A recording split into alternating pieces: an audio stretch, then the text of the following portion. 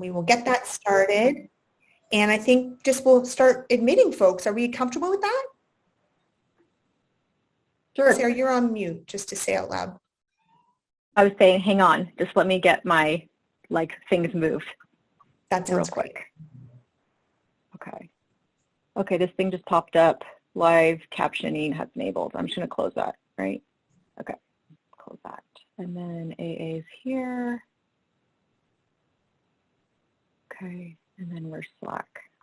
You know when you start to screen share because it makes it full screen? So I feel like I have to move things real quick else I get flustered. And you can also hit escape with the full screen, right? And then it will make it less all-encompassing. Yes. That's helpful. Probably would have been easier. And then I just want to drop my participants over here. Okay. What would we do without two screens? I don't know.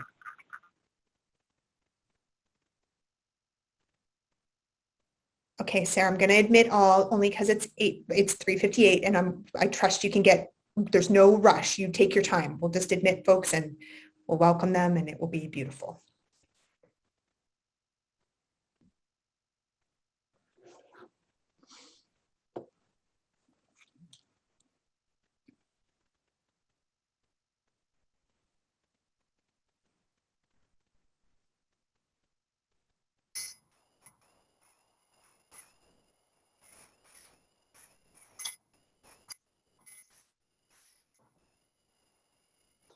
Fantastic. So thanks everyone so much for joining. Welcome. We're all here to have a thoughtful discussion around exploring scaled management for the California halibut fishery webinar series convened by the Department of Fish and Wildlife. And today's focus discussion will be in partnership with the commercial sector. We're going to be beginning in just a moment. We'll start bringing folks in through the waiting room. Thank you so much to those who are patiently waiting in the waiting room.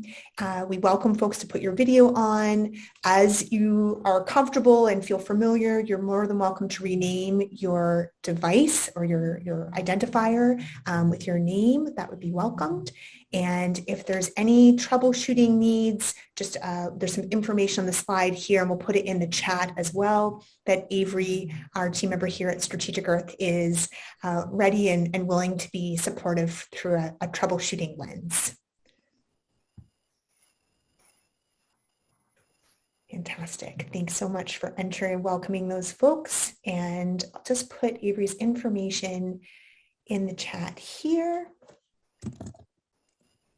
And again, thanks everyone. We'll just get started momentarily. Yeah, Sarah, please. I'll start chatting and hand it over fabulously to you.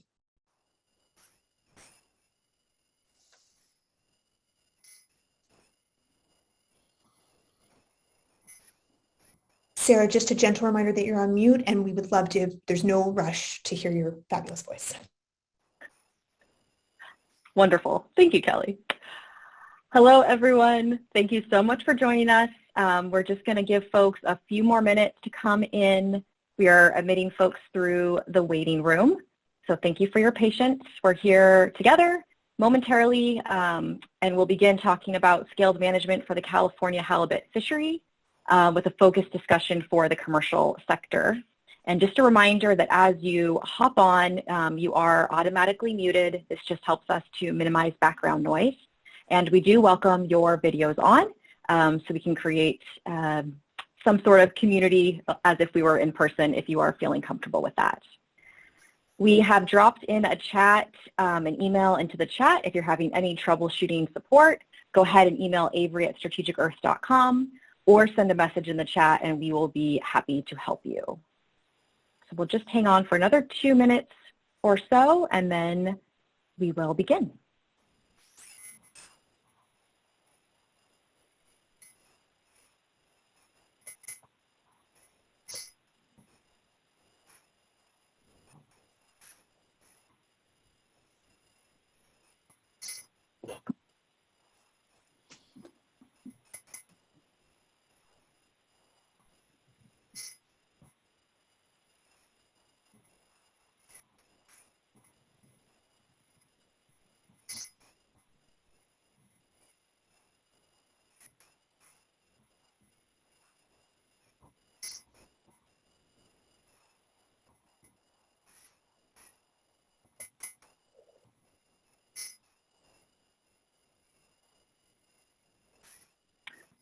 Okay, I think in the interest of time, we're going to begin. Please know that folks are still hopping on. We will admit them as they join us, and we're happy that more folks are joining and are interested in today's discussion. So welcome. Thank you for being here. This is the Exploring Scales Management for the California Halibut Fishery Public Webinar Series. This is our second of 3 webinars, and today is a focused discussion for and about the commercial sector. Just a reminder, if you're having any troubleshooting difficulties, please email avery@strategicearth.com or send a message in the chat and we will be happy to help. Everyone is on mute to minimize background noise, and we will keep everyone on mute until the question and discussion time frame, and then we will go over how you can unmute yourself. So thank you for your understanding. So my name is Sarah Shen. I'm here with my colleagues Kelly Sace and Avery Kaplan from Strategic Earth Consulting. Just wanted to say briefly that we are third-party neutral facilitators with over a decade of supporting complex and inclusive conversations about natural resource use issues. And today we are here solely of service to the California Department of Fish and Wildlife, and we're committed to upholding an inclusive, transparent, and productive dialogue with all of you. So today we're really here to talk and learn about the California halibut fishery, which has been identified as high priority for management attention. And as I mentioned, we are focused on the commercial fishery sector. Just wanted to acknowledge that there was a date change. We became aware of other fishery-focused meetings that were taking place last Thursday, and so the department graciously updated the timing of this webinar really in the hopes that we could have a greater participation and a greater dialogue with all of you.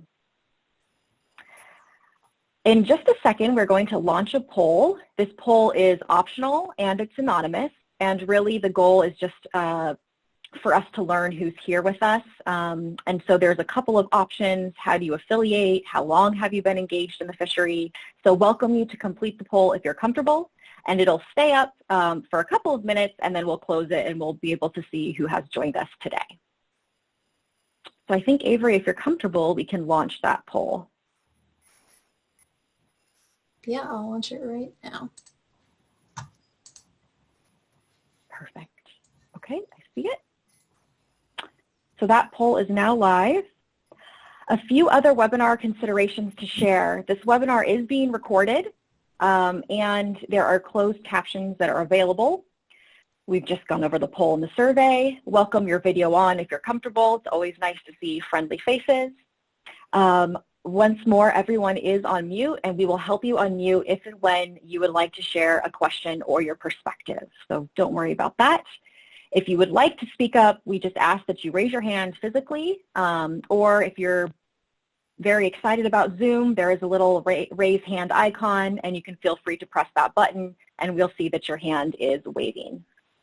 If you're having trouble with the icon and you're not on video, so you can't raise your hand, please send a chat or an email, and we are tracking a queue of folks that are interested in speaking, and we will come to you at the appropriate time. A few Zoom reminders. The chat is there for support needs and or to submit a question or comment. You can click chat in your meeting controls, which is the panel at the bottom of your Zoom window, and send a chat that way. You can also raise your hand if you raise your hand physically, or you can click the button. If you're clicking the button, you can select participants that are in the meeting controls, again, at the bottom of your Zoom window, and then select raise hand. There's a little button there that you can click. Some folks might have reactions in the meeting controls. If you have reactions, you can click reactions and then select the hand icon. When it comes time that you are wishing to speak, a little message will come up on your computer, and we need you to click accept. The message will say the host would like to unmute you. If you click accept, then your voice will be able to come through. And last but not least, if you're interested in renaming yourself so that folks can understand who you are and how you, just a gentle reminder if folks could please mute yourself. Fine. I'm going to mute 805. Yeah, I'll take a look at that, Sarah, on this end. Perfect. Okay, thank you. If you'd like to rename yourself, you can click on participants in the meeting controls, find your name. click more and then put rename. And if it's helpful, you can put, trawl or gill net or hook in line or whatever you want in parentheses so that as you're talking and asking questions with other folks, we can see, how you fish or how you like to affiliate. Totally optional. A few webinar agreements. We're really here today to have a productive conversation about your fishery, and we want and are so excited to hear your perspectives, your questions, and your comments. And so what you see on the screen is a list of webinar agreements that we kindly ask that you abide by, just so we can have a safe environment and a productive environment for free-flowing conversation. So I won't read those all. I'll just pause for a moment and let you take a look. And if I had to summarize, it's just... Yeah, Sarah, maybe I could just pause. We do have a number of folks on the phone. And so I think that this is an opportunity to just read these through, quickly at a high level, and also help to make connections to what folks are seeing on the screen for those that are on the phone. Thank you, Kelly. So what we have on the screen are listen to build understanding and respect other perspectives, openly discuss ideas with others, explore ideas where common ground is the goal, contribute to an inclusive and collaborative environment, keep comments concise and focused, limit distractions and multitasking, address any concerns about the webinar with the facilitation team, and personal attacks and disrespectful behavior will not be tolerated.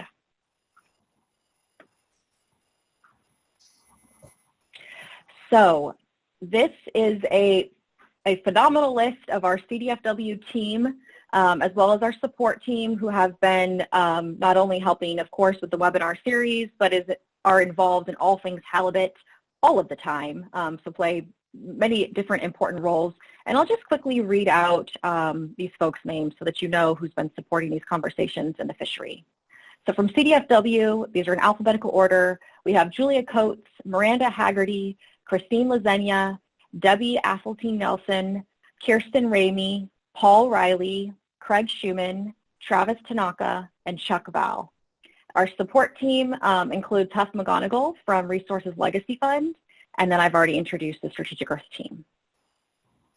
So with no further ado, I would love to turn it over to Craig Schumann, CDFW Marine Region Manager, to welcome everyone and say hello. And Avery, if you wouldn't mind closing the poll, then Craig can understand who he is saying hello to. Great. Well, thank you, Sarah. Sarah mentioned I'm Craig Schumann, Marine Region Manager with the Department of Fish and Wildlife. It's nice to see so many familiar names and faces, and even some not so familiar names and faces that hopefully will become familiar in the weeks, months, and years to come. I'm going to follow the ground rules that were just laid out and keep it concise and focused. So I just want to first acknowledge Strategic Earth and Resource Legacy Fund for their support of this, and also all of the department staff that have been working really hard to get this project off the ground. Many of you may have heard, gosh, it was almost 18 months going on, 2 years ago now, we were starting down the road for a halibut FMP that came out of the prioritization process through the MLMA master plan. One of the few benefits of the COVID-19 pandemic is it forced us to pause and rethink that approach. So rather than just diving into an FMP, we felt it was more important to look at what we're calling scaled management and determine what are the needs for the fishery, what are the opportunities for the fishery in the different sectors, and then where might management intervention help address those needs. That may be through a rulemaking, that may be through an FMP, that may be through everything's great, let's not do a thing. So that's just to highlight where we are in the process. We have not made any decisions as to what we're going to do or when we're going to do it. We are in the very early information gathering stage, and we look forward to hearing from you on your ideas, your thoughts, your concerns on how we could improve the management of California halibut. And I will turn it back over to Sarah, I think, is who I'm turning it over to. Fantastic. Thank you so much, Craig. Just wanted to briefly share the results of the poll.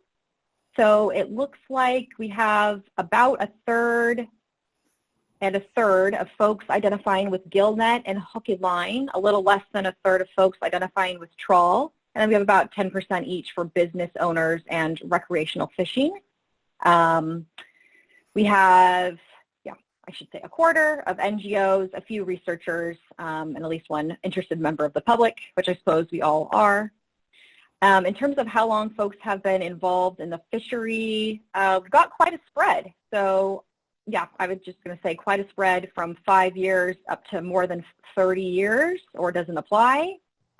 How the California halibut fishery supports folks' livelihood also looks like a good spread. I'm seeing about a third all or most of income and a third no income, and then between, let's say, 10 and 25% for some time, ranging from higher to lower.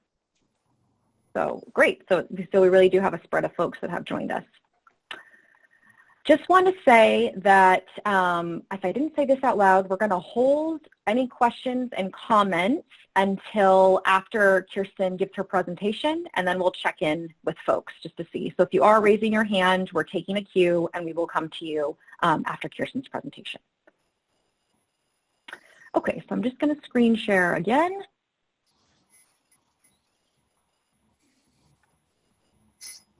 Okay. So the goals of today's webinar are to engage in a focused discussion about the California halibut commercial fishery, to explore shared priorities and concerns for the long-term sustainability of the species, ecosystem, and the fishing community, to share information about how you can become involved in CDFW's management process for California halibut, to learn of CDFW's current priorities for assessing and managing the halibut fishery across sectors and statewide, and then to look ahead to the next steps for the department as they design a science-based stakeholder-involved management process. We've worked our way through the welcome and intentions. In just a moment, we're going to move on to the next agenda item, Understanding California Halibut Scales Management, and this will include a presentation by Kirsten.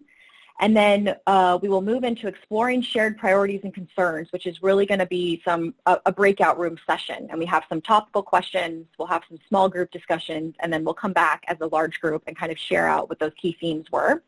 And then we'll end with some next steps and another optional survey. Okay, so I think Craig already covered this. I don't want to belabor it, but just as we move into this conversation, I think reminding ourselves, not making assumptions, not jumping ahead. Really, really the purpose of today's conversation is to share your perspective, your priorities, your concerns for the fishery. So the department is not proposing a fisheries management plan at this time. The department is not suggesting any new regulations at this time. The department is looking to learn from webinar participants. Okay.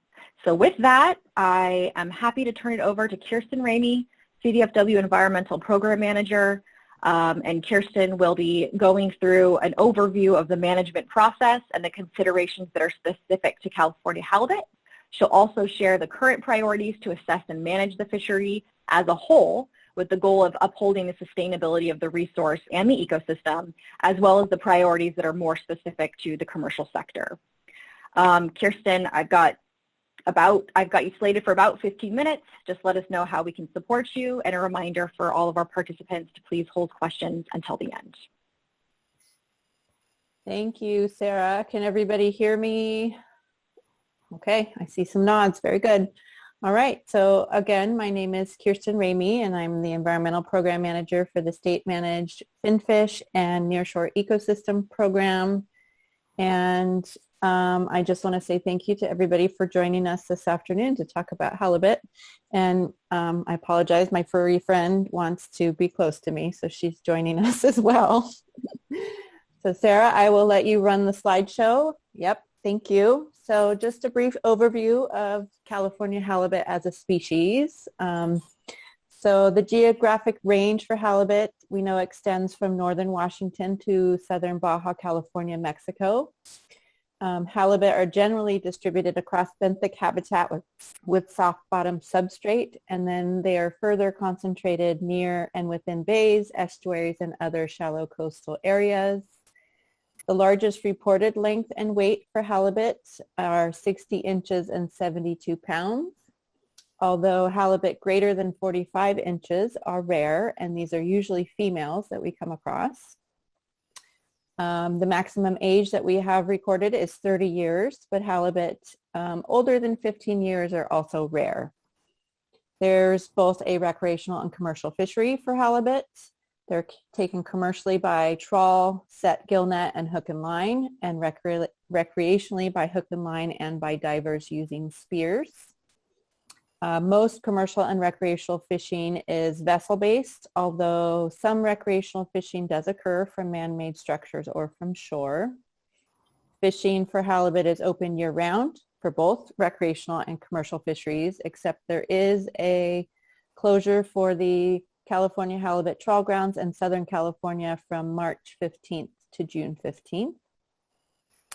In terms of market availability, halibut are available year-round, but particularly in the summer, and they are primarily sold in local California restaurants, grocery stores, and farmers markets. It can also be found directly for sale at the dock in a whole or live condition. And from my own experience, I know that halibut is preferred as a fresh product and does not freeze well. Current management includes a minimum size limit, bag and possession limits, gear and area restrictions, and permits and seasonal closures. So next slide. To provide an overview of recreational catch and commercial landings by gear type, this is a graph that staff put together based on our fishery dependent data. The x-axis shows years across the bottom extending from 2005 to 2020, and the y-axis shows halibut taken pounds. This data comes from our marine landings data system and the RecFin database. So to orient yourself to the graph, the green bars show the commercial trawl fishery. Kind of that beige color bar shows the commercial hook and line. The blue hatched bars is showing catch from commercial gill net, and then the black line is the sum of recreational take. So as you can see, there in some years, recreational take is very similar to commercial take, and in few cases exceeded commercial take. Commercial landings by gear type were very similarly split in 2020. However, gill net landings were slightly lower than both the hook and line and the trawl commercial take. So this is the most up-to-date data that we have currently for halibut catch and commercial landings. Let's go to the next slide.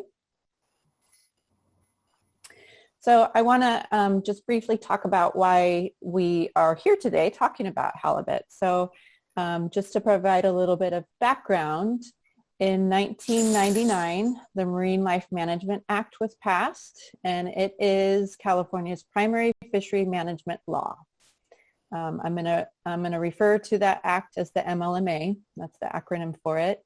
So in the act, MLMA, it identified sustainability as the primary objective and emphasized the need for a comprehensive ecosystem-based approach to managing all of our state's fisheries. It also emphasized the importance of informed public involvement in our decision-making and science, which brings us all here today. The master plan, which is referenced on the slide, is essentially the guide for the department to implement the MLMA. The master plan was amended in 2018, and it considered a new framework for the department to apply fishery management tools. The first step that the department took in implementing the master plan was assessing our state fisheries under the new framework in the master plan, and it helped the department prioritize or essentially rank our fisheries that are in need of management attention. So through that process, that prioritization process, California halibut was identified as a high priority fishery for management attention, primarily due to the potential risks to the species and the habitat from fishing activities, and to potentially other species that may be caught as bycatch in the fishery, And of course, there are also changing climate considerations throughout this prioritization process. So next slide. This is a little bit of a complicated slide, but I'll walk us through it. This comes directly from the Master Plan for Fisheries. So this is where the term scaled management comes from, that you may be hearing for the first time. And basically, this is just recognizing that fisheries vary significantly in terms of the appropriate intensity of management effort. So, sorry, more furry friends in the background. The master plan describes a continuum of management intensity. So this is the figure that you see at the bottom of the screen. And the master plan also identifies criteria for determining where a specific fishery may fall along this continuum. Hey, knock it off. Sorry. So as you can see, levels of management responses can vary from something called an enhanced status report, which we're in the process of developing for halibut, and can range all the way to an enhanced status report in combination with a complex fishery management plan. We have always taken this approach to managing our fisheries, identifying the scale of management need, but we've simply defined this new term, scaled management, to describe the process. Our management efforts have always and will continue to reflect the complexity and the needs of the fishery, as well as the concerns from the community. Our current objective is for us to work with stakeholders to determine what the best, what the scale of management is best for this particular fishery. Next slide. So just to give an overview of what we know about the fishery across the various sectors and statewide. This is based on monitoring and observations by scientists as well as department staff. And these are just a few of the highlights that we've pulled out. We know that there are different factors that contribute to both the northern and southern stocks, and they are inferred to be sustainable at different levels. The sustainability of the stocks and the estimates of stock size is based on the best available science that we have. We know that locally caught fresh halibut is essential to our local economies and communities. Our monitoring has shown there are minimal impacts of halibut fishing to habitats. Current and anticipated climate change impacts may affect the fishery. Essentially, the effects of warming water conditions could cause latitudinal shifts. There could be impacts to reproduction, prey availability, differences in bycatch interactions, etc.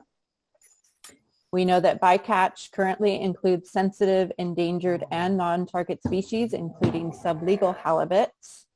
And bycatch has been identified as a potential concern in the commercial sector, specifically the gillnet and trawl gear types, and is one of the main reasons why halibut rose to the top of our prioritization process. Next slide. So to go into bycatch a little bit further, I wanted to orient us all to the definition of bycatch. So the definition comes from the MLMA, the Marine Life Management Act. So it's defined in law, and it states that fish or other marine life that are taken in a fishery but which are not the target of the fishery are considered bycatch. One of the objectives of the MLMA is to limit bycatch to acceptable types and amounts. So in order to meet this objective, the department, in collaboration with San Jose State University's Moss Landing Marine Laboratory, has undertaken what we call a bycatch evaluation. And we've been working together to compile all relevant fishery catch information from department records and the Federal Observer Program relative to the amount and spatial distribution of bycatch in selected gillnet and trawl fisheries. So that We focused on gear types, but we included halibut, gillnet, and halibut trawl fisheries in this evaluation. The project is conducting a first level analysis of that data to quantify volumes and distribution of bycatch, as well as determine the areas of bycatch that are likely to be impacting other target fisheries and are having potential detrimental impacts on ecosystems. And a third component of the project is to conduct a literature review of bycatch for West Coast fisheries. This bycatch evaluation is a multi-phase project that aims to follow the guidance provided in the master plan and drawn largely from the bycatch working group, which was a group that helped to evaluate bycatch and develop a framework for the master plan. So we are following those guidelines to compile the information on the amount and type of bycatch, to conduct analysis on the available information, and if deemed unacceptable, consider conservation and management measures to minimize bycatch. Next slide. I want to change gears slightly here and just bring up some specific comments that we have heard from stakeholders, and we will have an opportunity to talk about this more in our breakout groups. So in September of 2018, Senate Bill 1309 was passed by the California legislature that designated 2 additional California halibut trawl grounds, one in Monterey Bay and another off the port of San Luis. Currently, those 2 areas are closed, and this is due to the statute mandating that the Fish and Game Commission must conclude that bottom trawling for halibut minimizes bycatch, does not endanger the seafloor, and is not adversely affecting ecosystem health, and thus is not impeding reasonable restoration of kelp, coral, and other biogenic habitats. The statute requires an evaluation every 3 years using information from the Federal Groundfish Observer Program and other research sources to determine whether the grounds should remain closed or be opened. As I mentioned, stakeholders have expressed some interest in opening these 2 newly designated areas and have also expressed interest in continuing to learn of updates and the process to consider this. And so as part of our discussions today and part of the scaled management process, we will consider the best available science and stakeholder input to determine whether or not determine how to evaluate these 2 trawl ground areas. I encourage folks to tune into the November Marine Resources Committee meeting. It is going to be on the committee's agenda for November, and you can go to the link on your screen, or you can connect with us directly if you're not able to see the screen at the moment, and we can provide you information on how to get in touch with that November MRC meeting. Next slide. Based on our own department's knowledge of the fishery and our high-level goals in line with the master plan, we've identified some current priorities for the fishery. First is maximizing fishing opportunities while upholding conservation objectives, determining the maximum sustainable yield and managing the fishery with optimum yield as an objective, maintaining a healthy age structure for the halibut population, minimizing bycatch to acceptable types and amounts, minimizing threats to habitat, continue and expand upon our own internal data collection activities, and to integrate the knowledge, expertise, and needs of stakeholders into our management. Next slide. We recognize that there are always opportunities to learn more. So we've identified some information needs related to sustainability, habitat, bycatch, climate change kind of touches on all of these bins, as well as socioeconomics, with our overarching goal to assess and manage the halibut fishery and uphold the sustainability of the resource and ecosystem. just for all of us to be on the same page with the term sustainability. So as defined in the MLMA, sustainability means the continuous replacement of resources, taking into account fluctuations in abundance and environmental availability. For us to be able to evaluate whether or not the fishery is sustainable, it's important for us to regularly document the relationship between life history and catch. It's also important for us to track the relationship between recruitment and environmental variables. So we continue to collect data out there.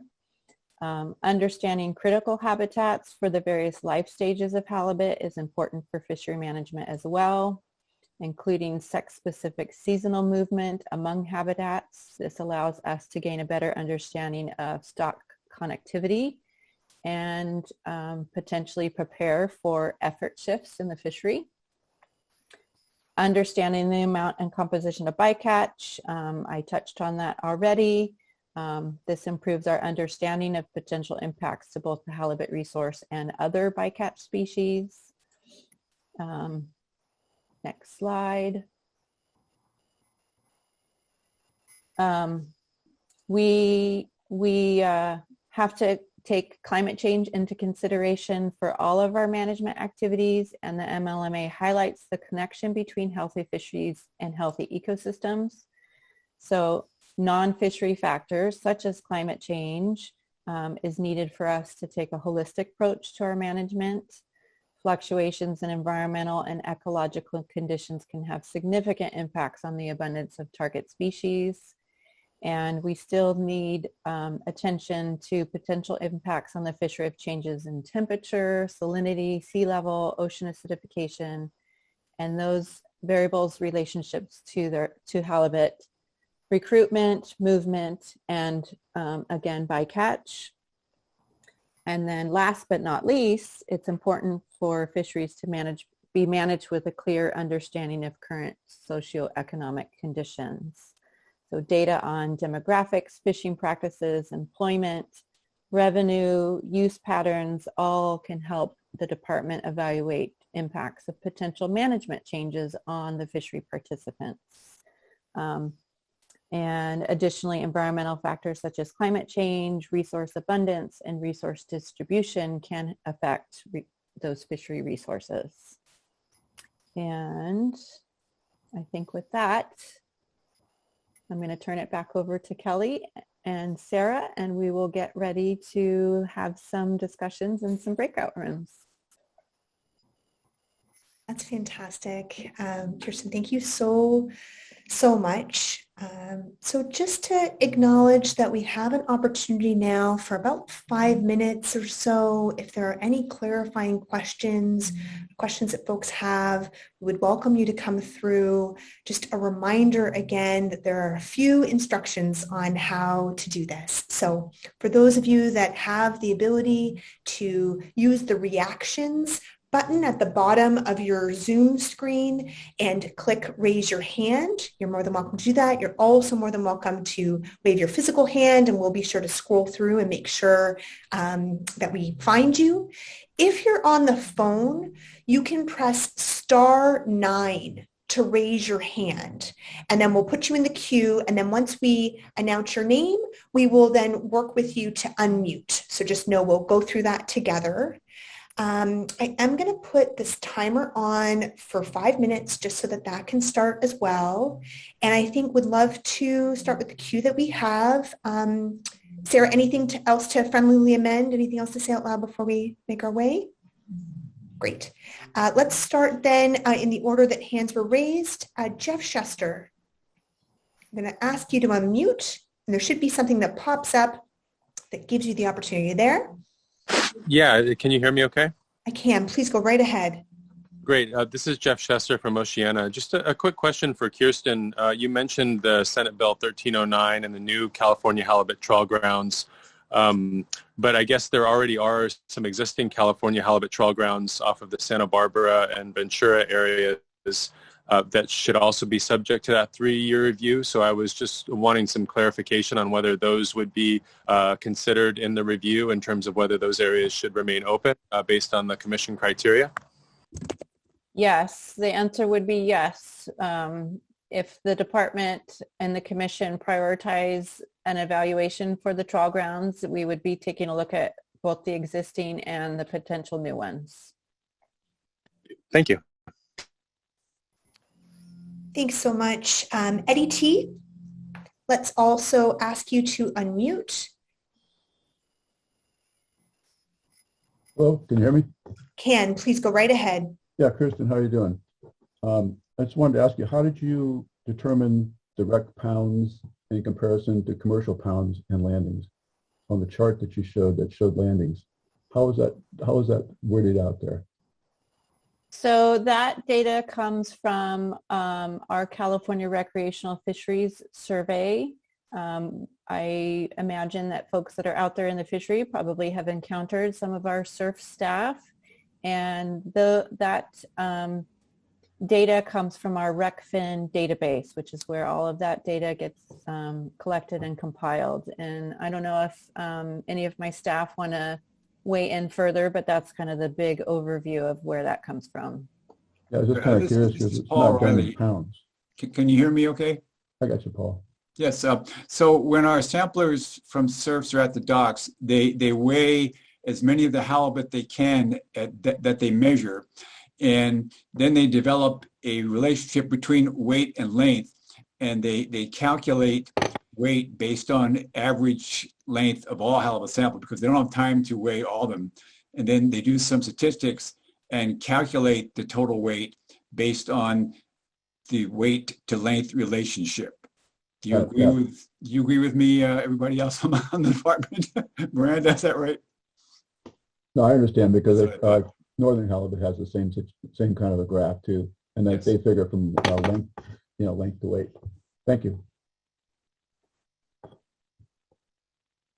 So we don't see any other hands raised, both physical hands and or non-physical hands. Again, just a reminder. Oh, hold on. There's maybe one that's here.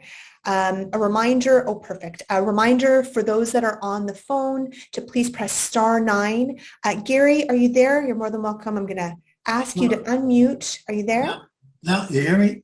Absolutely. Come on through. I was in the bycatch working group, and one of my biggest concerns, we've got bycatch to acceptable levels. And my question continually was, who is going to determine what is acceptable?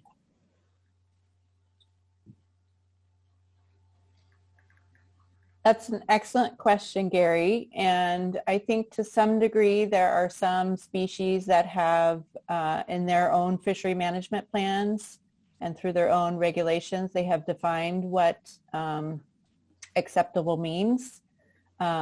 For other species, I think it's part of this discussion that we have with stakeholders and part of looking into doing the analysis as to what acceptable means and defining those reference points for the halibut fishery. I can chime in, Gary. This is Craig. Ultimately, the Fish and Game Commission will make those determinations when they adopt an FMP or regulations or any changes to the fishery and ensure adherence to the Marine Life Management Act. And of course, as we all know, when we go to the commission with one voice from all stakeholders, we have a better chance of them making everybody happy as opposed to 3 different voices going to the commission. Then they will have to choose one of those 3. Thanks, Gary, for the question, and Kirsten and Craig for the response.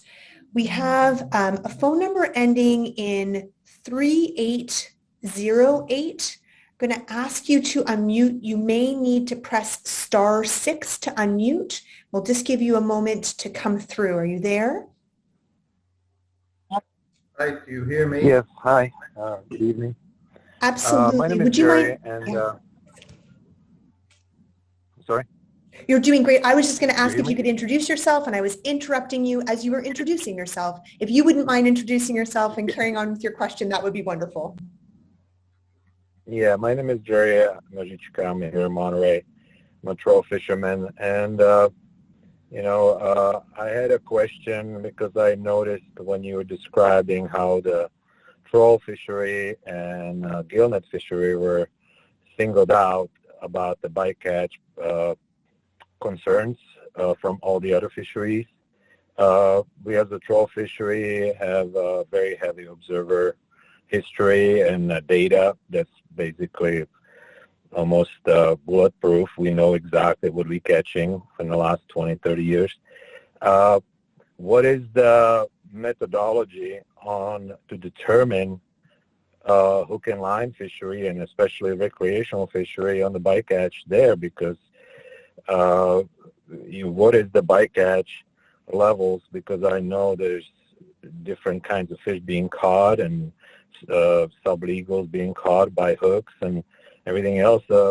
I'm not really aware of almost any data that pertain to recreational bycatch levels, and hook and line commercial, I don't really see that much either. So why is it these two? Just because there is data on it, or how was it determined that these two fisheries are the ones to focus on?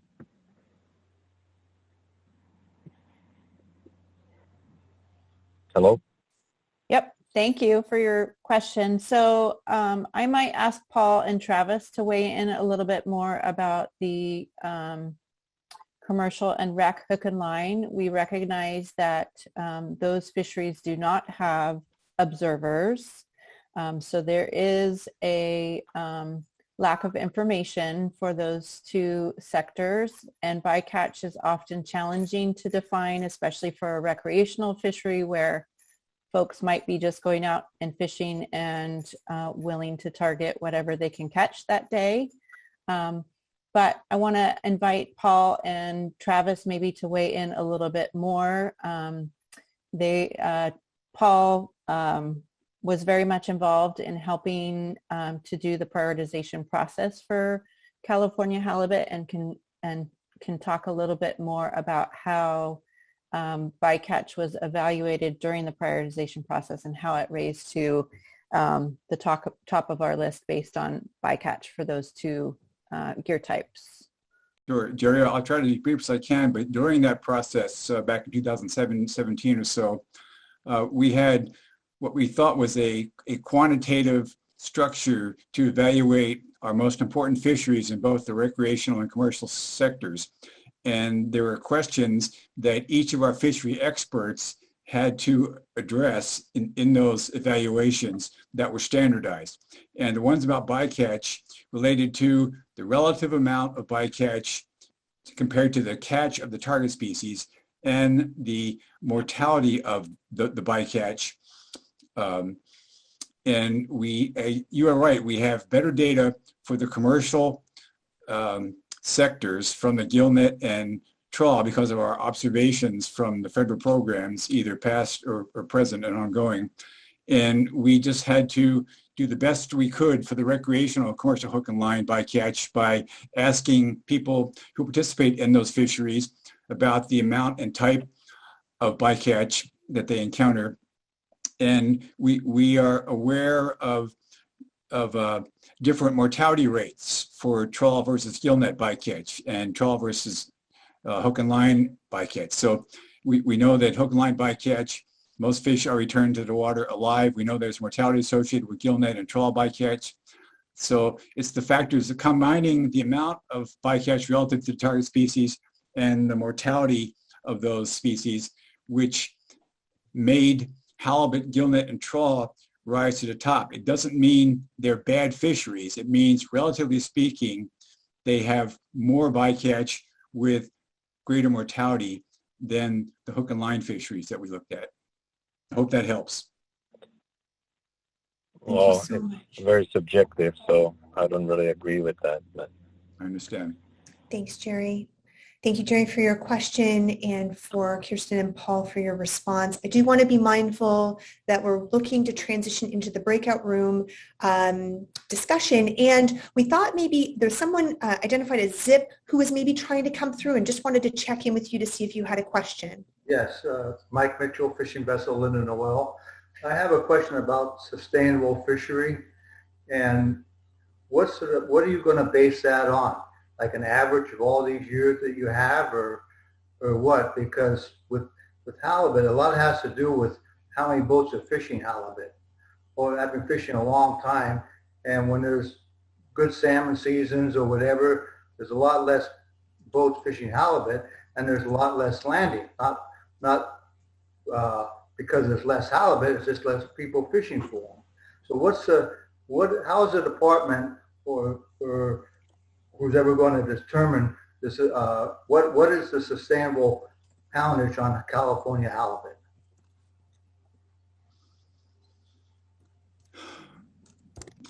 Okay, Mike, this is Paul again. We don't have a number, and when we get into our breakout rooms, that's one of the questions in your group about what do you think sustainability means, and I hope you will speak up there and share what your views are, because every fishery fluctuates, as you know, year to year, and to put an absolute number on what means sustainable is not realistic in my mind. So we just have to look at all the information we have, and we believe, though, that the fishery is sustainable, as Kirsten said up front in her presentation. Okay. I don't want to cut anyone off, and I really want to ensure that we can get into the breakout rooms in a timely manner. We have one last hand raised. We're gonna stop questions after that. Turtle Island, please identify yourself, perhaps with a name, as opposed to just organization, and welcome your question. Sure. My name is Todd Steiner. My question is about, you mentioned that the Moss Landing study on bycatch, and I'm wondering, is that currently available? How does one get a copy, or when will it be available?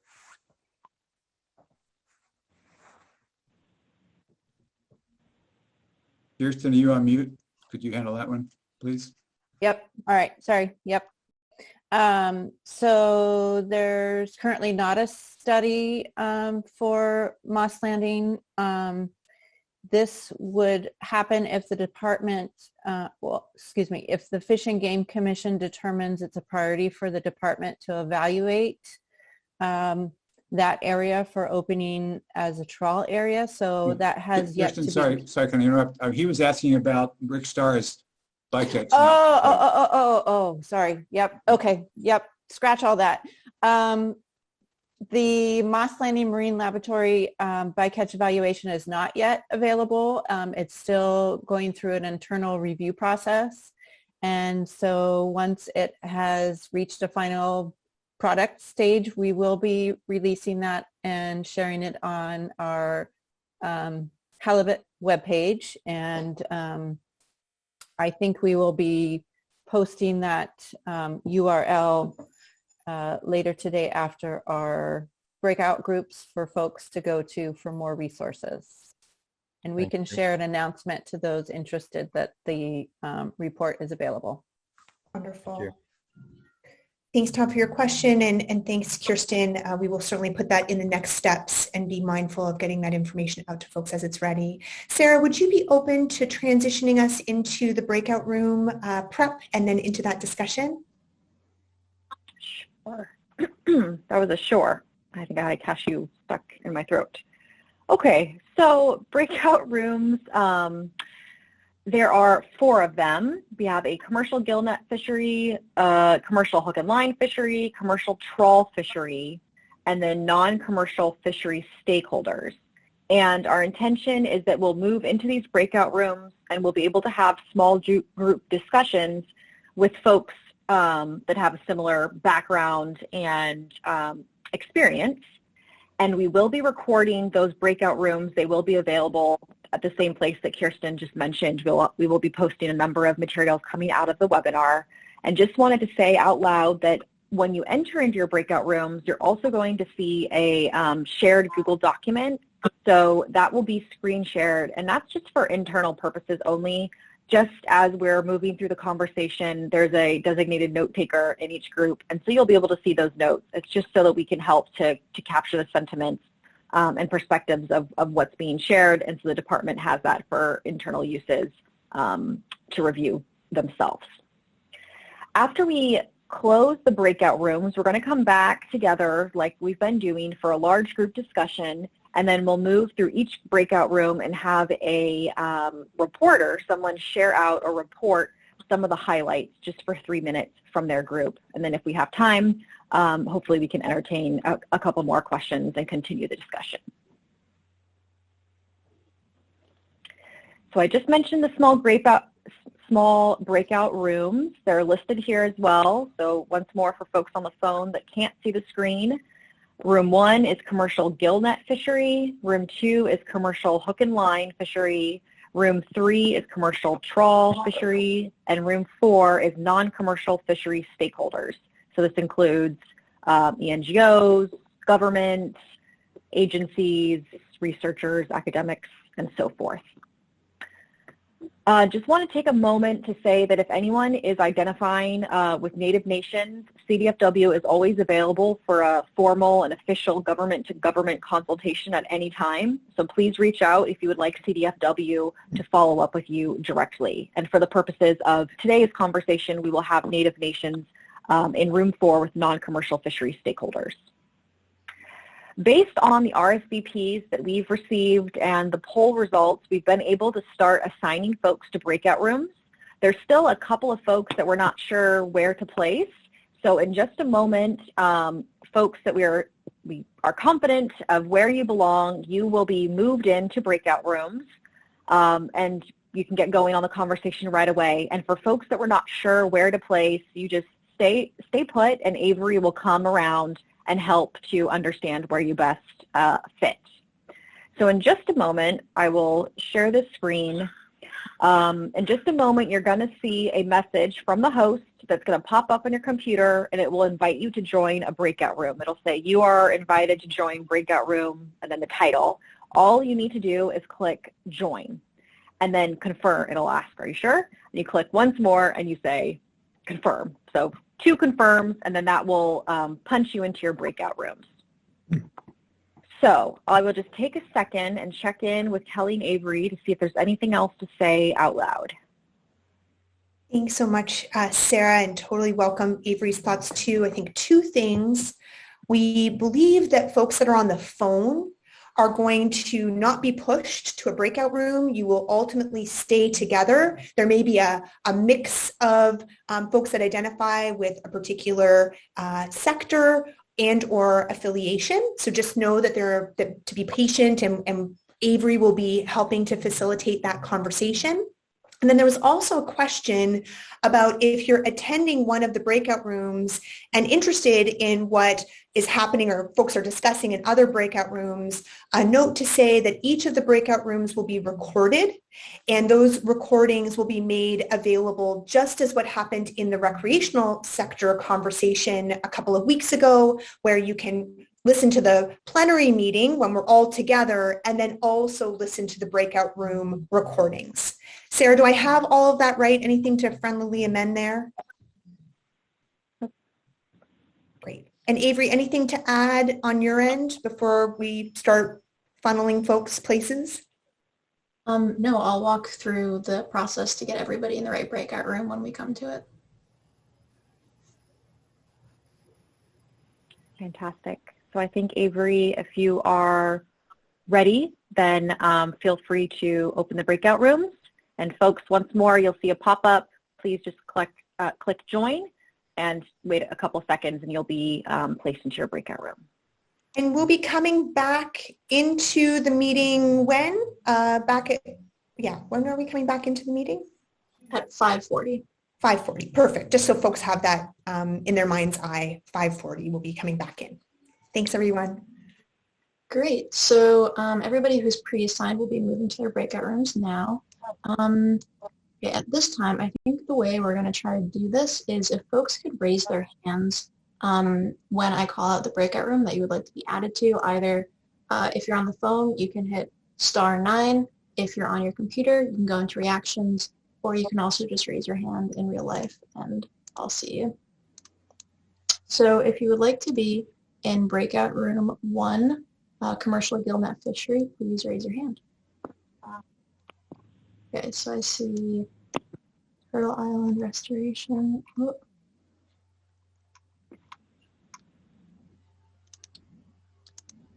I see Zach.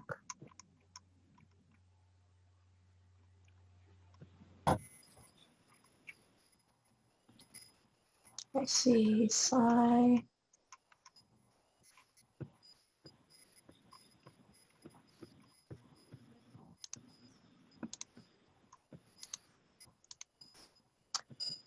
see 9002 number.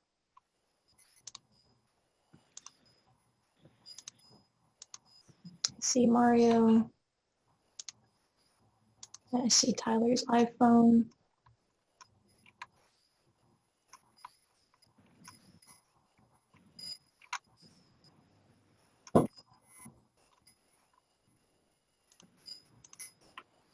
And I see Dania.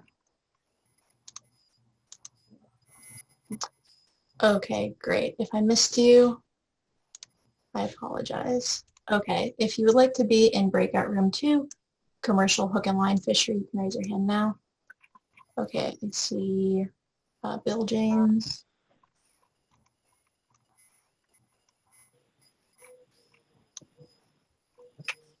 I see Eric McGee. I see Amanda Ecker. I see Chris Pavone. I see Paul Schuler. And I see CO.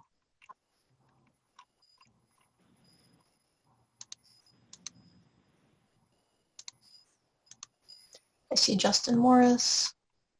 Thanks for bearing with me, everyone. The Zoom doesn't... Hi, could you put me in the hook and line room? Yeah, of course. 73644 number. 310-227-3644. I'd like to go to commercial hook and line. Okay, here you go. Jeff Dyerly.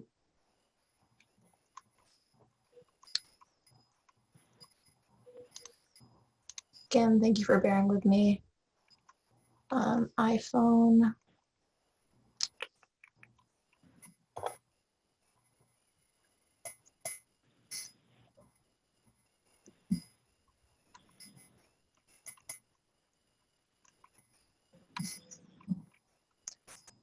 Okay. A couple of you I'm unable to move, so you might be here with me in plenary. All right. Now, room 3, commercial trawl fishery. If you could raise your hand if you'd like to be in trawl fishery. So I see Natalie Nickel.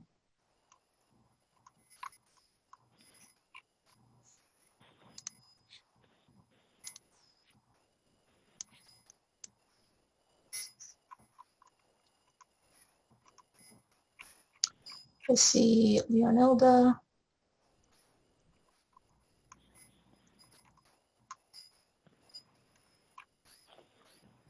Yeah, we're following up on Friday.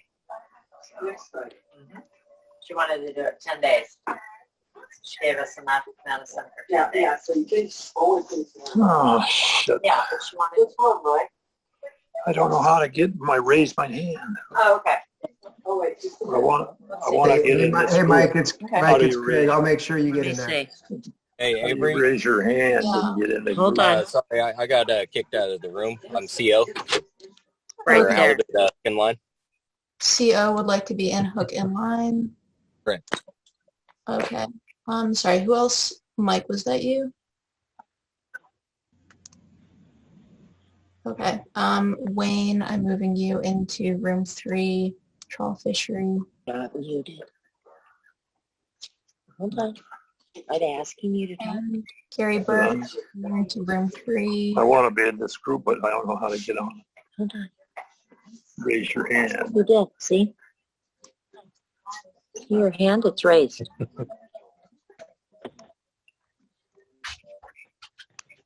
Okay.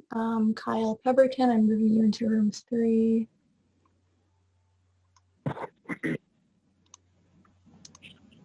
Michael Kenny here. Okay. Santa Barbara. Mike, which room would you like to be in? Yeah, I don't think I'm going to be defined. Okay. I'm going to continue on to assigning room 4. If you could raise your hand if you'd like to be in room 4. Yeah. I'm not in the tree yet, am I? I'm just Okay. getting here. I'm thinking what I'm going to do at this moment is ask everyone to unmute, and then I'm going to ask you verbally what breakout room you'd like to go in, because I'm feeling like Now you can talk. Yes. Well, I'm just going to move down my list. Okay. So phone number ending in 2053. Which breakout room would you like to go in? And you can move in the chat if you don't remember the breakout rooms. That's Michael Kenny. I guess wherever your hook and line or commercial guys are at. Okay. Yeah, I don't know. Moving you into hook and line. Justin Just start Morris. talking. Say, hey, this is microcultural. Line, please. You have to. You can Sorry, talk. what's Say something to them. Okay. And Jake Todd. Which Your hand's already raised. You don't need to raise Room your hand, 4, you can just please. talk. Thank you. Michael's Galaxy Note 20. Hook and line, please. Perfect. And Myra Suton. She's asking people.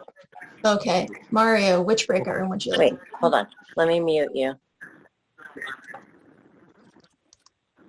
All right. I'll come back to you. Angela Hernandez, which breakout room? Oh, she got me one ticket. She Okay, couldn't can I get come two back to tickets. that? Bill Ward, which breakout room? I'm like, yeah, grab me. Okay. And Mike, which breakout room? Trawl sector, please. Okay. Unmute. Say something. Can I get hands up? Introduce Introduce yourself, which breakout room? Interrupt them and say who you are. How do I? Just start talking. All Just right. start talking. They can hear you. Julie Thayer, which breakout room would you like to go into? Ask them if they can hear you. Number 4, please. He doesn't want to interrupt. Okay. Mike, I can hear you. Which breakout room would you like to go into? Mike. Michael Corkle? Yeah, Avery, put him in the trawl, please. Okay. And if you could put me back in there as well, I think that's where I was supposed to be. Yes. Richard Rico? Say something. Introduce yourself. Join breakout All room, right? So Jeff Hepp, which breakout room would you like to go into? Room 3, please. Trawl. Thank you for waiting. Carrie Pomeroy, which breakout room? Sorry. I guess 3, please. Okay. And phone number 3808. That's number 3. Number 2. Okay. Phone number 0022. That's Jeff. Number 2. Okay. Phone number 1039 1039. Richard Riso, 3, room. Phone number 3220.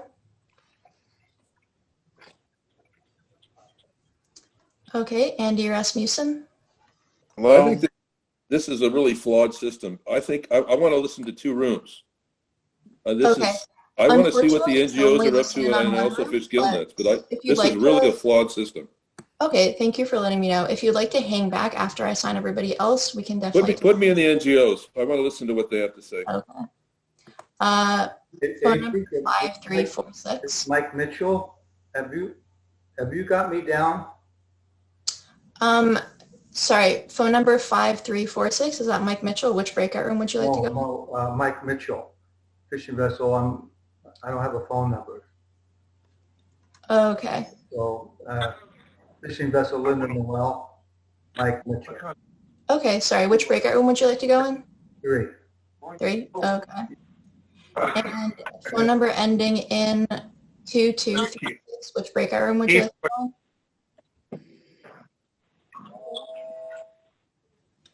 Okay, phone number ending in 5346.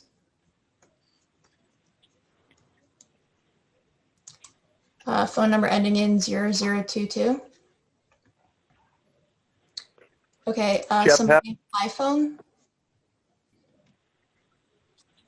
I think with the iPhone. 2, okay. Hello. Jason Collins? Hook and line, please. Okay. Myra Suton?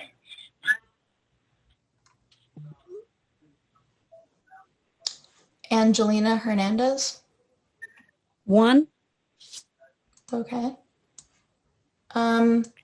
Craig, you should be able to move into the breakout room that you'd like to join because you are assigned to one. It has, I think you have to prompt me again because I came back because we didn't have anybody to see if I could help. Okay, yeah, I can do that real quick.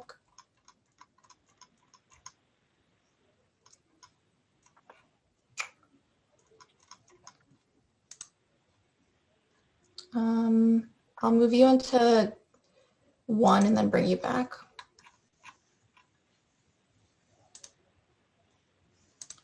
All right, Myra, which room would you like to go in?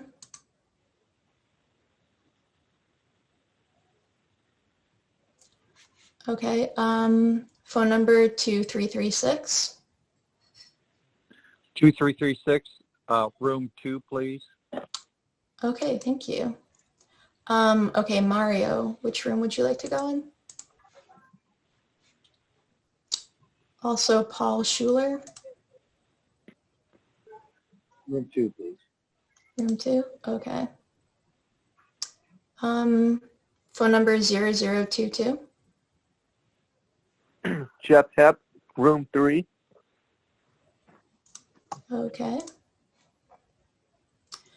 So who I'm still seeing is Myra, Mario, and phone number 3220.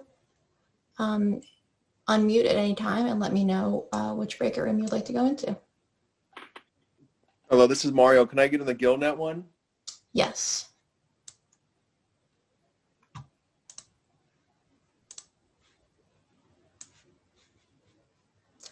All right, so once again, Myra Sutton or phone number 3220. Anytime you want to unmute, just let me know where you'd like to go. You also can shoot me an email at avery@strategicearth.com if that's easier.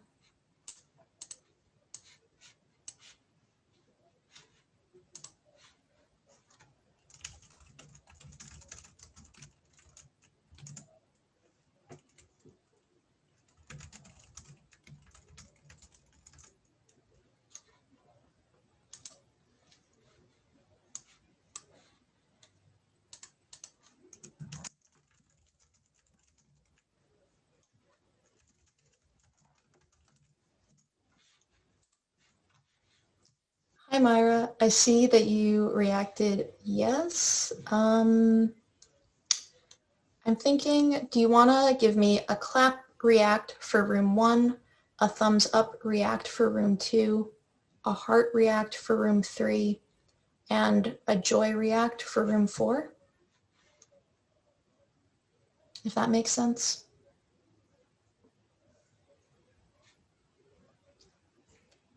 Okay. You gave me the raise hand react. I'm gonna give you ability to chat. I can't do that, I'm sorry. Do you want to text me and then I can put you in a waiting room? I'm gonna put my phone number right here for you.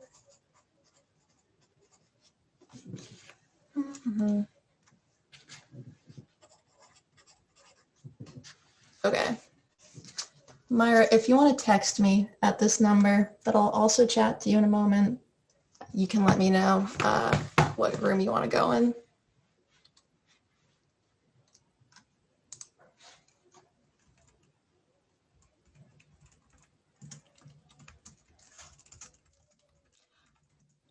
Hi, Jeff. If you want to unmute and let me know which breakout room you would like to go into, you can do that right now.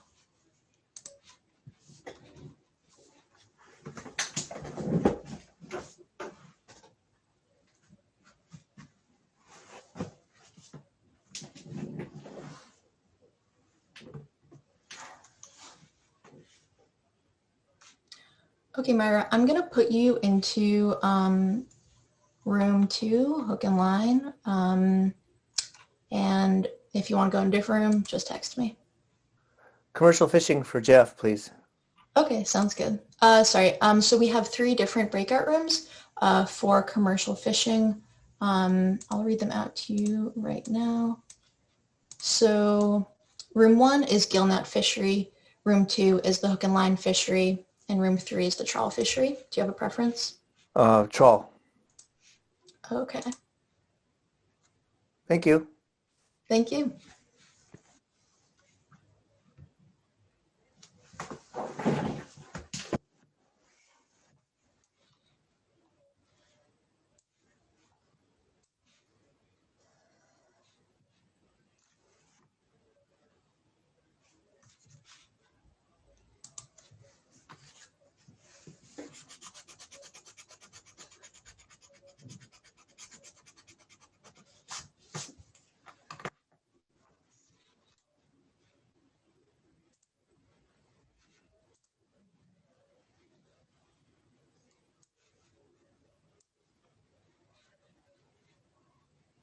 Hi, Jeff.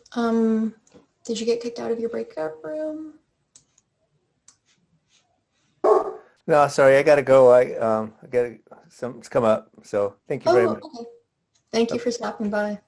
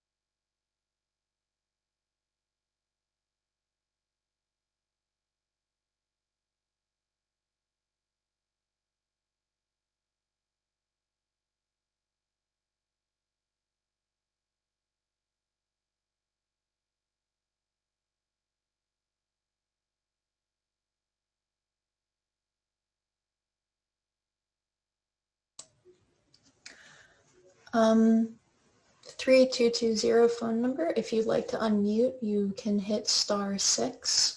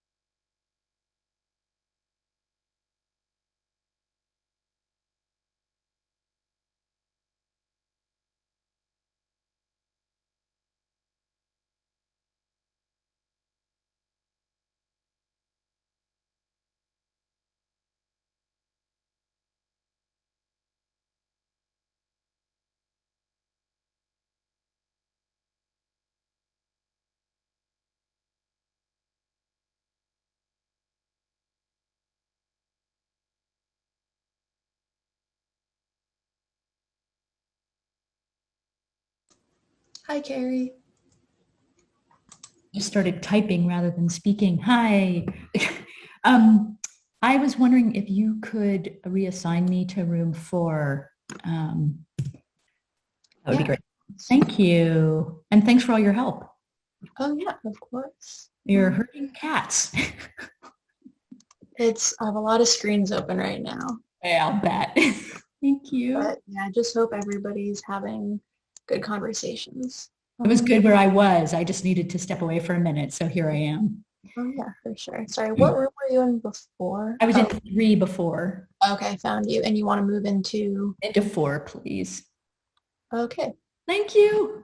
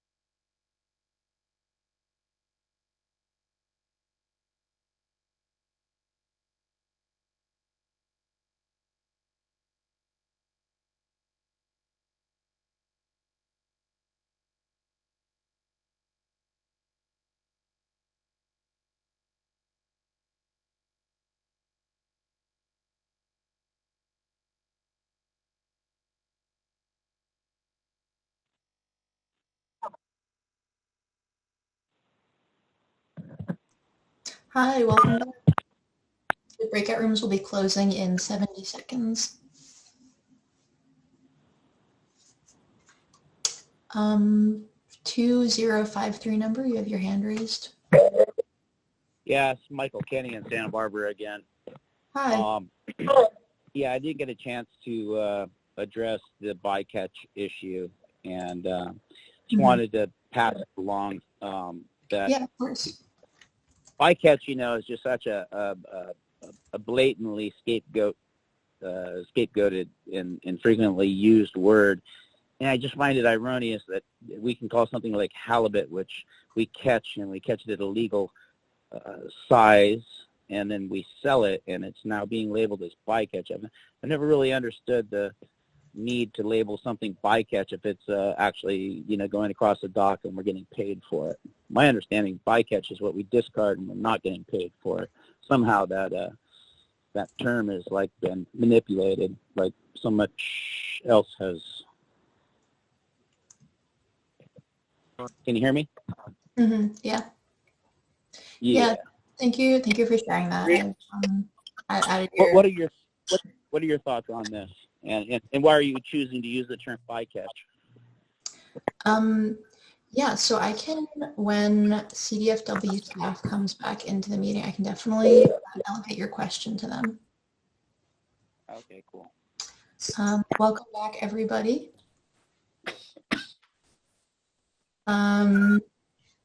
So there was one last question on bycatch and use of the term bycatch and its definition. Anyone from CDFW wants to give a quick response to bycatch definition and how it's used?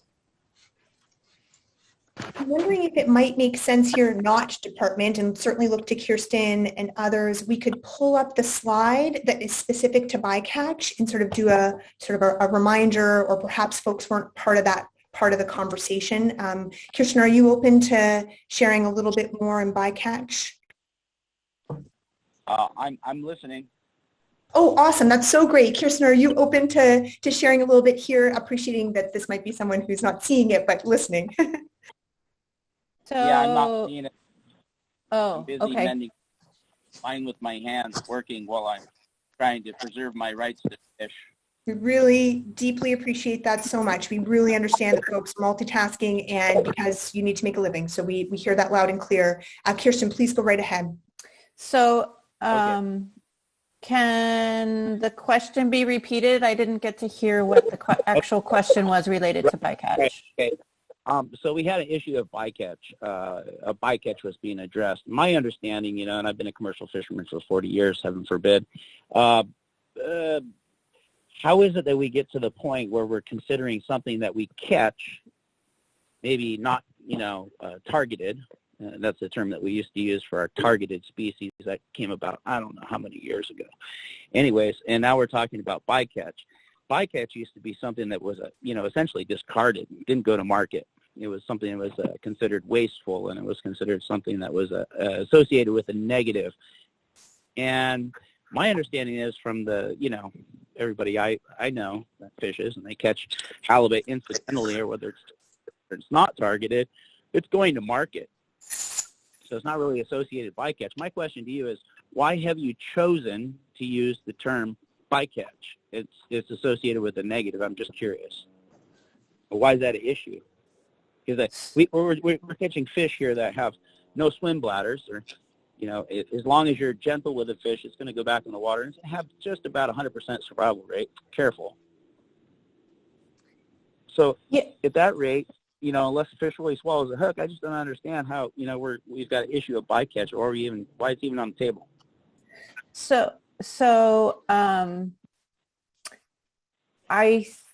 If I'm understanding your question correctly, bycatch is actually defined in law. And so we are using the definition that's defined in the Marine Life Management Act. It's not something that the department is defining. Okay. You're unable to see the screen right now, so I'm going to read this to you. So the law defines bycatch as fish or other marine life that are taken in a fishery but are not the target of the fishery, and bycatch includes discards So that is the definition under the law, and that is the definition that the department is using in our bycatch evaluation. So I don't know if that actually answers your question or if there's more to it. Yeah, I don't know. Can you hear me? Yep. Okay. So yeah, you know, it's funny. I don't know. I've always had quite an interest in law, and based upon, you know, the reading that you did, fine job with the reading. But after listening to what you actually said and the way that it's interpreted through the MA, to me leads that it's arbitrary to be interpreted in many different ways, and the department's choice to interpret it is that something that is a non-target species, you know. But at the same time, it lumps it in with discards. So I would say that interpretation is up for legal debate. Okay. Yeah. Well, so there's more to the definition, and I don't know how long we have to No. get into. That's fine to leave it right. Let's just leave it right there. But okay. I mean, in there lies the evidence, and you know, I'm just. And Michael, I'm wondering, sorry, Michael, it's Kelly. I'm wondering if we could also, so just, you know, honoring that we were hopeful to wrap up today's conversation at 6. We want to be respectful of people's time. We can report out on the breakout rooms. If it's helpful to stay a little bit on the back end of the call, we welcome that. And just know we will be sharing information following this call, whether a follow-up conversation with the department, you know, to be able to dig into this more, and also know that your question is, you know, you're not alone in the question. This is a question that came up in other breakout rooms, and we're here with you. And here, okay, I'm all good for that, and I'm going to say this and leave it at this. Of course. I'm in favor at this point of doing nothing to the fishery, other than actually maybe having biologists get in the field and do scientific data collection is, you know, ascertain what the actual biomass might be. Yep. Other than that, honestly, I don't have the time to do this either, and that's why I'm here, because I don't have time later to follow this up and actually get results. And the only way to get results is not to do what we're doing right now. And if anybody's interested, a lot of people know how to get a hold of me. I can tell you exactly how we can get results. We do it the same way the environmentalists do. We sue the department. We build a case on merit. Thanks. At that point, you actually get some results. And now I got to tell you, it's been nice, but I got to go. Yeah, thanks, Michael. Really appreciate you being here, and certainly, you know, the department is available to follow up at any time. I'm wondering, Sarah, if it would be appropriate if you could segue us over into the breakout room, reporting out, and maybe just a check-in on time before we go there. I got a quick question. What's the recreational definition of bycatch? I believe it's the same definition. Certainly, Kirsten, you're welcome to weigh in. Yes. Yep. Same definition. So if they're out fishing rockfish and they catch yellowtail and sea bass and blah de blah, that's all bycatch, huh? Yeah. Yeah, I think I mentioned it's much more difficult in a recreational fishery to define what your target is, because a lot of people go fishing and they just catch what they can catch, and they might change in the middle of a fishing trip based on their activities. So it is more challenging, but it's the same definition as for all sectors. Yeah, I know in the bycatch work group, that was the target species. That was a big concern for us. And I forgot how we resolved it, but okay, I'll shut up. Thanks, Gary. Sarah, you are on mute, Sarah, just to let you know. So to make your way off mute, just in terms of that, and it's all yours. Perfect. Okay. Just want to also say that I'm seeing a few hand raises. We're going to transition into reporting out, because I think a lot of the questions that are coming up are maybe some of the key takeaways from the breakout rooms. So let's move to reporting out, and then please, if you do have a question, I see you, Ms. Williams, we'll put you in the queue. Following the close of the webinar, we can invite folks to stay on so we can have a bit more discussion. So CDFW, I'm inviting you to stay on, please, with us. Okay, so let's move on to reporting out, and let's begin with the first breakout room. So the first breakout room is the room that I was in with Chuck and Miranda. This is the gillnet fishery. And I think just to say generally, we had a really great and constructive and positive conversation, and folks were, just very forthcoming with information. So a key takeaway for the first question, based on the definition within the Marine Life Management Act, what does sustainability mean to you? Based on your experience, is California halibut a sustainable fishery? We heard a lot about the importance of the consistency of halibut year-round as a source of protein and food for the community. And we heard that, there's still efforts to understand what data is available to better understand sustainability, but from our participants' point of view, those who spoke up, they were feeling like the California halibut fishery was sustainable, and even more so than that, just one of the most consistent fisheries that they could rely on. The second question, how if at all is bycatch a concern for the California halibut fishery? Our conversation was really, I think, centered on this concern with the definition of bycatch that we sort of came into coming out of the breakout rooms. So heard from our participants that there's this negative connotation with bycatch. They would really like to see the definition perhaps updated, because from their understanding, what they catch is mostly marketable, good quality, another source of protein, and an important source, again, of food for the community. So not feeling like bycatch was really capturing what they believed to be the catch of other marketable species. We talked briefly and didn't hear of anyone really having a problem with sub-legal sized halibut, and talked a little bit about observer programs and what data is available.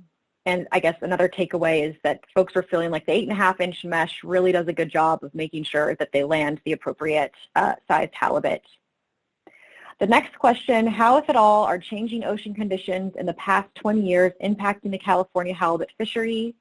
I think what we heard was that there was this observation of a cyclical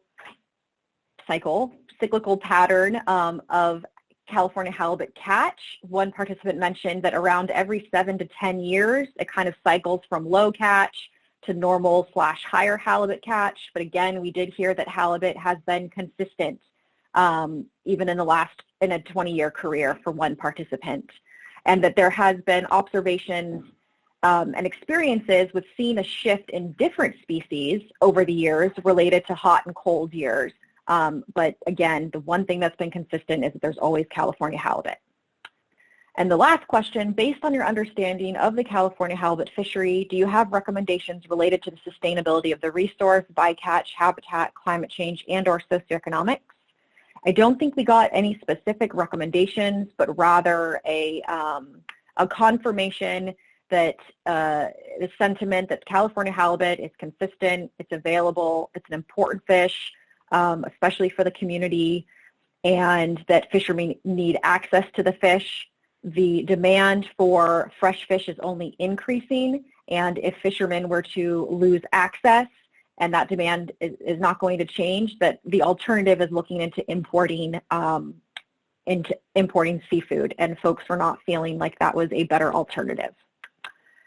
So I just want to say, team, I hope I did a good job of summarizing, and if you feel like there's anything that was missed, please speak up. I'm seeing Chuck nod and Ms. Williams nod.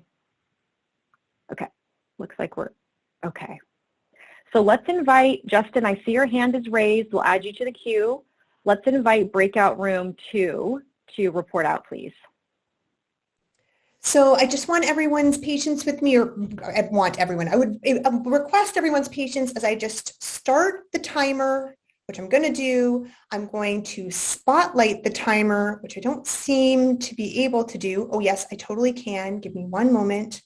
And then I will do my best to try and capture what the hook and line group was a really, again, really good, productive conversation. A lot of folks, probably 20 folks on the call. The first question regarding sustainability, there was general agreement that the fishery is sustainable, that there were some concerns expressed about the sustainability of the fishery, not because of the fishery itself in terms of biomass, but more in terms of regulations that may limit access to the fishery. There were definitely a conversation around the compounding impacts that fishermen are experiencing with 30 by 30 marine protected area, potential expansion and lack of clarity about what the future holds, wind farms, that again, the sort of sustainability of being able to fish was less about halibut being a healthy fishery and more about whether or not fishermen would be able to be on the water. There was a conversation about the concerns from a rockfish fisherman that based on occasional bycatch of halibut, concerns of their ability to continue fishing rockfish sustainably, just out of the, again, concerns that the bycatch of halibut would be sort of counted against or limit their access. And the request to keep that in mind through this process. In terms of bycatch, sort of segueing there, there was, again, general agreement that there was not concern with the hook and line fishery, commercial hook and line fishery for bycatch. There was the acknowledgement that occasionally rockfish, flounder, rock cod are caught, but that there is a high survival rate in their release. There was a lot of discussion. Question 2 ended up really bridging to question 4, a lot of discussion about recommendations around the types of hooks that could be used, the types of nets, particularly a knotless net that's covered in rubber that would reduce the tail splitting and increase the survival rate of juvenile halibut or undersized halibut that would be released. And really just an emphasis on the importance of taking care of releasing undersized halibut. There was also a conversation around sort of where there may be different types of hooks that could be used, different ways in which to use those hooks, and also considering different areas, particularly in San Francisco Bay, where there are smaller halibut reported to be caught, that those areas could be more, more protected just based on activity. And I will pause there. Oh, and also the care of dehooking a fish, when they're in the water, not even touching the fish so that they can be viable in the future. And then finally, on ocean conditions, again, there was a lot of discussion and general support for that the ocean is constantly changing, that if anything, warmer waters are a benefit to and favorable to the spawning of halibut, and that no one on the call had seen any negative impacts to halibut based on increased water temperature. That's the direction things are going. There was also then sort of a shift towards the other effects and challenges that face halibut, including fiber optic cables, wind farms, increased traffic and dredging, sea lions, other impacts, and just a re-emphasis. Oh, and this, there was a conversation about the misuse of the commercial fishing license for sport commercials, where there may be the fishermen that are sport fishermen get a license and then sell their fish under market value, and concerns to full-time commercial fishermen. And then I'll wrap up with saying that also seeing an uptick in feeding cycles, particularly with bait fish, really this belief that there's a movement out of an El Nino and into more normal cycles, acknowledging that everything is cyclical. Again, team, if I mischaracterized or said anything or missed anything, please feel free to send a chat. And again, we'll have this all in a summary so you can provide feedback to make sure we haven't missed anything. Fantastic. Thank you, Kelly. So let's move to room 3.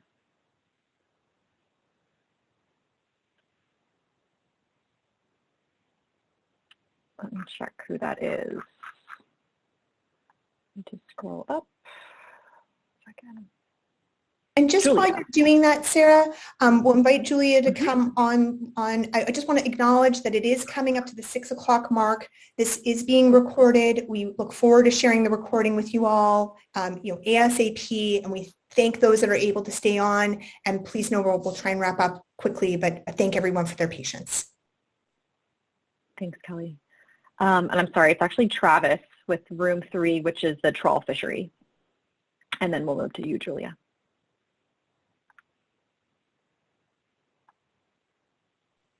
Actually, Kirsten, you have the notes. Yeah, you want me to cover it, Travis? Yes, please. Sure. Okay. So the question about sustainability, our folks were all in consensus that they believe currently halibut is sustainable based on the current number of participants and how the fishery has been successful in recent times. But there were concerns that potentially the sustainability of the fishery could change if effort shifts and there's increased pressure. A participant encouraged the question of sustainability to take a holistic approach and look at both current and historic levels of fishing. Let's see. A participant suggested that sustainability needs to consider the socioeconomics, and that if a fisheries is successful in providing livelihood for folks and earning a living, that likely it's sustainable, and it's almost sustainability is almost market driven, and if there's no market, then perhaps there won't be any fishing pressure on that species. Moving down to bycatch and whether bycatch's a concern for the trawl sector specifically. Folks felt that the trawl fishery does not have an issue with bycatch currently. Fish that are either sublegal halibut or other species are thrown back alive. There was a couple folks who mentioned about the observer coverage, and that when observers are on board, any bycatch species that are caught are kept on deck and taken, as information is taken from those species, which increases the amount of time that the fish are out of the water and on the deck, and they end up being recorded as mortalities. But when observer coverage is not on board, non-target species are returned very quickly in a live condition. Let's see. The fishery has improved over the years. We have folks that have been fishing for many years and have seen the progression of the gear, shorter tows and better gear designs that have minimized bycatch over the years. Next question about changing ocean conditions. We actually did not have any comments on changing ocean conditions, so we went down to the final question on any recommendations relative to those overarching areas, and there was interest in understanding more about how to get the newly designated halibut trawl grounds open and what that process would be, and a suggestion that if more areas were accessible for trawling, that would spread the effort out along the coastline instead of being targeted in specific areas. There were concerns that there were already decisions made on any potential regulatory changes, specifically for the trawl sector.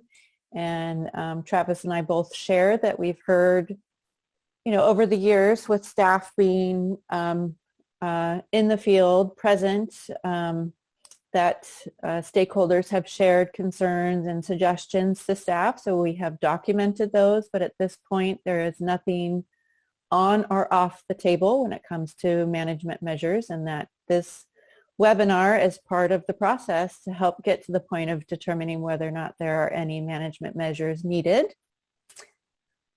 Folks shared that some of the last couple years have been the best fishing years that they have seen. However, there's encouragement for department staff to capture other information, not just effort and catch, that there are other variables, things like weather, market, as we know, COVID, are other factors that impact whether or not fishing is successful or not. And I think that was it. Yep. So if anybody in my group, if I missed anything, please weigh in. Thanks, Kirsten. So our last group is Julia. And then just to say for folks that have to go, we thank you for your patience. Lovely to see you. And if not, I need 2 minutes to wrap up, and then we'll come to those questions. So hang on, please. Okay, go for it. I'll be as succinct as possible. So our group was the non-commercial fishery stakeholders. However, we did have one commercial fishing participant who, with regard to sustainability, noted that he's been in the fishery for 40 years and considers this very sustainable, and fishing is like in recent times as good as it's ever been in his experience. We had some others voice some concerns that the abundance levels in Southern California may not be as high as they once were. That came out of the 2011 stock assessment, and we're awaiting updates from the stock assessment update that we're working on. We had some voice the opinion that we should consider sustainability not just in terms of continued successful catch of legal size target species, but also the ecosystem generally. And in that light, the consideration that the gillnet and trawl, how the fisheries may not be sustainable, but the hook and line sectors appear to be. So moving on to the bycatch question, there was a desire to ensure that incidentally landed species, not discards, but those that are kept, are not exempt from protections provided to bycatch in the law, and that it was noted by some that halibut has a high discard rate relative to other fisheries across the U.S., and shared concerns about sharks and rays, seabirds, juvenile great whites, and giant sea bass, as well as potential for set gill nets to entangle whales. We had some discussion about how to define acceptable bycatch, and of course that's a very difficult question, so we don't have a final determination on that, but just that it is a difficult issue, and a lot of things need to be considered, including discard mortality. And let's see, the suggestion that we should look to the MLMA and the master plan. What it has to say about bycatch represents a consensus among many groups and a lot of effort in the past. Okay, with regard to changing ocean conditions, we had a researcher provide some insight for us on work that she's been doing, showing that there are consistent relationships between indices of juvenile abundance and environmental factors, and that juvenile halibut are positively associated with warm pulses. Recruitment pulses are associated with warm events. As far as the last question for recommendations for the fishery, no specific recommendations at this time, but a desire to see time and area closures, hard caps, gear modifications, limits on soak time, and trawl duration all be on the table. And also we should be aware of the consideration that many participating in halibut are also participating in other fisheries, and we need to take a holistic view in designing any management measures for halibut. Great, thank you, Julia. Okay, thank you everyone for sharing those highlights. And just, I will wrap up very quickly and then we can get to those questions. So looking ahead, this is the second of the third webinars. The first webinar was focused for the recreational fishery. Today is obviously focused on the commercial sector. And we invite everyone to join us for the webinar highlights and looking ahead webinar. It's the final webinar. It'll take place next Thursday, September 23rd, same time, same place. And this will be your opportunity to get the highlights from both the recreational webinar and the commercial webinar, as well as learn about next steps in terms of the management process. Please visit the CDFW California Halibut Scales Management webpage. There's a link on the screen. We will also share that link in the chat and, of course, included in the follow-up email. The following resources will be made available to the public. So we will have a summary of key themes across the 3 webinars. The agendas, PowerPoint presentations, and recordings for all 3 webinars will be available, and the first ones are already available for the recreational webinar. And lastly, there'll be a frequently asked questions document. We invite you to share your feedback. There's an optional survey. Welcome you to submit anytime before September 30th. A reminder that the survey responses are anonymous, and this is just used for internal purposes only to help the project team, the department, to plan for upcoming webinars and the continued scoping phase engagement efforts. Just a quick snapshot of where we are in the process of determining the California halibut fisheries management needs. We're still in this exploration phase, which includes this assessment of the community's priorities and concerns, as well as the creation of CDFW's vision and timeline in consultation and collaboration with stakeholders. So we are here coming, down the line is the decision-making and the implementation process. And we will talk more about this graphic in the final webinar as we share, as the department shares what next steps are ahead. Thank you everyone again, and apologies for going over, just really great questions and wanting to make space to hear the highlights from the breakout rooms. Here's the department's website again. If you'd like to receive updates about the webinar series, you can email MLMA Fisheries MGMT at wildlife.ca.gov. Or you can subscribe via the website. If you visit the website, there is a button that says, click here to join email listserv. So if you would like to stay informed, not only about the webinar, but about all things California halibut, please feel free to email this. Email any of your friendly CDFW staff or submit through that button on the webpage. And lastly, Kirsten Ramey has included her personal email up here, kirsten.ramey@wildlife.ca.gov, and is also happy to take questions and phone calls at any time. So I think with that, we will say thank you to folks that want to make their way, and we will turn to our Q&A list. We just have 2 folks that I have seen raised hands. Okay, so let me go over to this. Okay, there's 3, great. So first let's come to Ms. Williams, and let me unmute you. She's still here. Okay, perfect. You should be able to come through now if you click accept. Okay, that's okay. I actually had my question answered during the wrap up, so I'm good. Thank you. Oh, fantastic.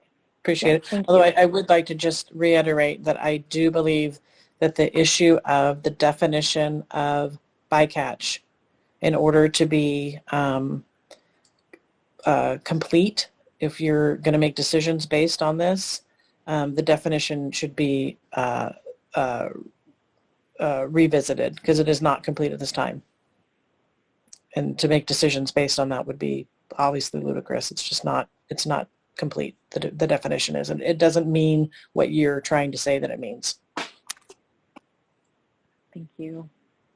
That's it. Thank you guys, I appreciate it. And now we'll, thank you. Now we'll come to Justin Morris. I've just unmuted you, so just click accept and you should be able to come through. Thank you. There was one thing that I was hoping to hear mentioned that a lot of my peers and I have discussed for the last couple of years. It's that now that we've had this excess of charter boats, especially in the Bay Area, it seems like something simple as changing the bag limit from 3 fish down to 2 fish could really go a long way. Because when you have all these guys that go out on these hot bites, if they only have 2 fish per customer they need to catch, they're going to leave the grounds a lot sooner. And it's hard for me to believe that you really need 3 halibut. We also have a 2 fish bag limit on most of the other sport fish in our region. So it seems like a small thing that could be done. Doesn't really have too much of a downside. Most people would be happy to catch 2 halibut. But you know, that 1 fish a person on a day that, you know, all the boats with 25, 30 people are getting limits, you know, those are 90 fish out of the fishery. And the 6-pack boats, you know, 1 less fish per person a day would really go a long way. And there'd be a lot less fish scooped, netted, and, you know, kicked around on the deck as a result of the shorter day. And that's all I had to say. Thank you. Thank you, Justin. It looks like we have a question that was shared via the chat or email from Chris. It says, he says, permit holding live rockfish fishermen do not want to have to throw back halibut. Halibut fishing also gives us a chance to change fisheries and give rockfish a break. Thank you, Chris, for that comment. So those are the only questions that we have. Just wanted to check in with the department to see if you have any responses for those 3 questions in general. If there's anything you'd like to share.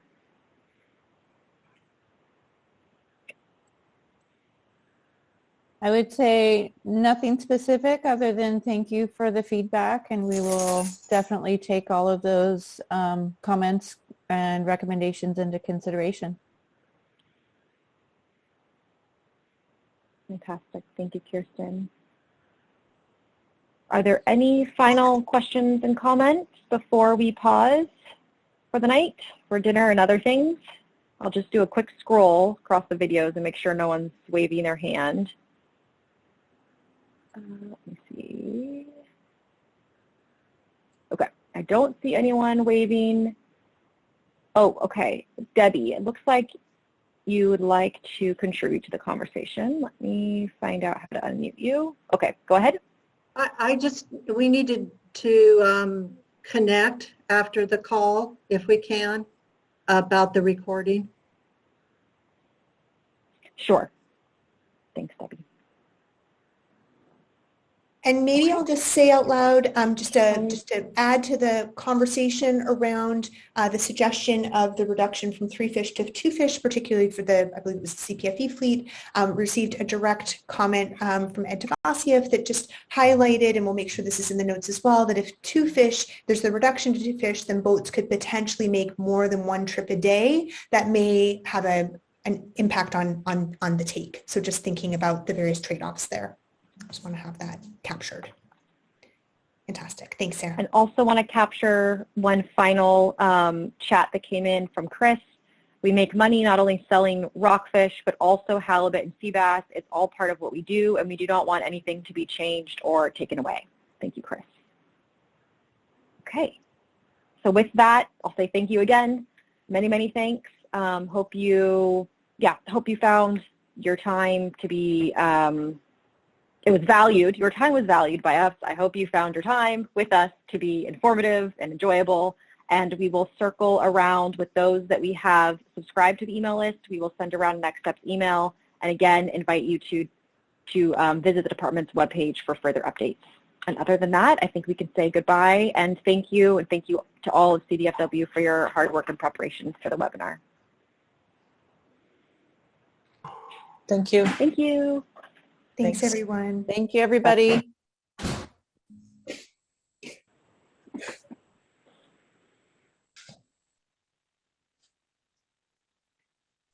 And Debbie, as you're comfortable, we can hang on here and talk about the recording. Yeah, that would be wonderful, just to make sure that we're thoughtful in that way. Just folks make their way gently into their evening, into a good night. I feel like Shakespeare, I don't know who, yes, we aren't dying, we'll stay alive, everything's fine. That was somebody not doing well in Shakespeare. Just to acknowledge that Ed did send a direct message just saying, you know, looks forward to more opportunity and time to talk about all of these topics. So just want to say that out loud. We will start to help folks in this way without reporting anybody because everyone is wonderful and welcome. Are you doing remove, Kelly? I am. I'm just going to gently help. I'll do that too. Help folks make their way for their evening without, I always get nervous about the reporting to Zoom where I'm like, no, I don't want to report anyone. I just want to keep everybody safe and happy. And also, Kelly, if you want to stop. I'm going to find the reflections document because I have a feeling we're going to do some informal reflecting. I want to capture that. That sounds great. Sorry, Evie, what was that? Oh, yeah, if you are ready to stop the recording now. Oh, that's very thoughtful. I actually don't have the recording. Oh, I do. Total lie, just looking